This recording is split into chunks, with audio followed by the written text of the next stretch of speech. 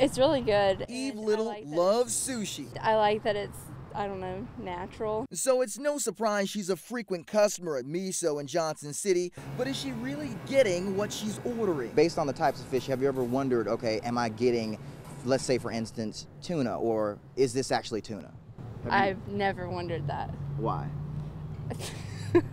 I just assume it's tuna, but that's a good question. A question we wanted to answer. So we decided to see which restaurants made the cut in the Tri-Cities. All right, here we go.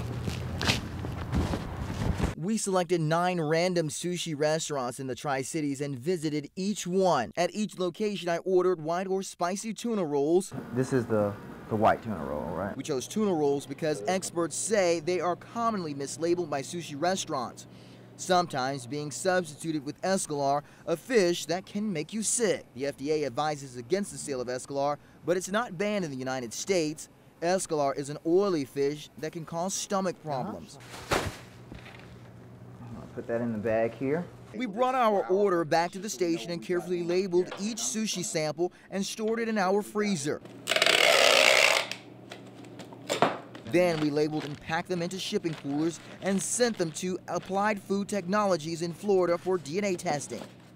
2 out of the 9 restaurants we tested, Hana Japanese Steakhouse and Miso Teriyaki House, came back positive for escolar. It is known for causing gastrointestinal distress, even in healthy, normal people. Leanne Applewhite heads up Applied Food Technologies. Her lab does thousands of species testing a year for restaurants and other news organizations. We immediately log in the samples, take a small sample of each sample and extract the DNA, and then we clean up the DNA and sequence it. The menu at Hana Japanese Steakhouse has no mention of escolar, only white tuna.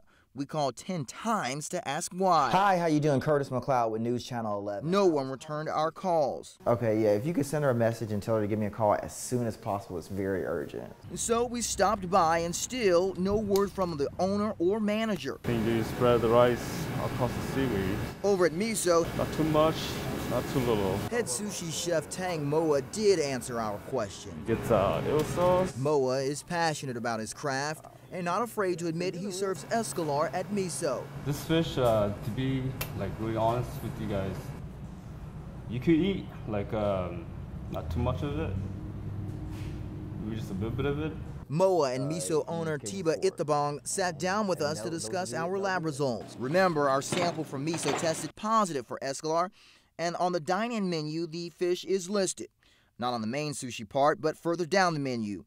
But the takeout menu is another story. We found no mention of escolar there, only white tuna. Chang says he makes sure to tell customers he serves what they are eating when they order escolar or white tuna. What do you say to people who may see this and say, oh my gosh, they're selling escolar, I'm scared now? What do you say to people? Well, what I would say is that, hey, it's okay to try, but don't eat too much of it. Just try like 1 or 2 bites. I mean, it's really good.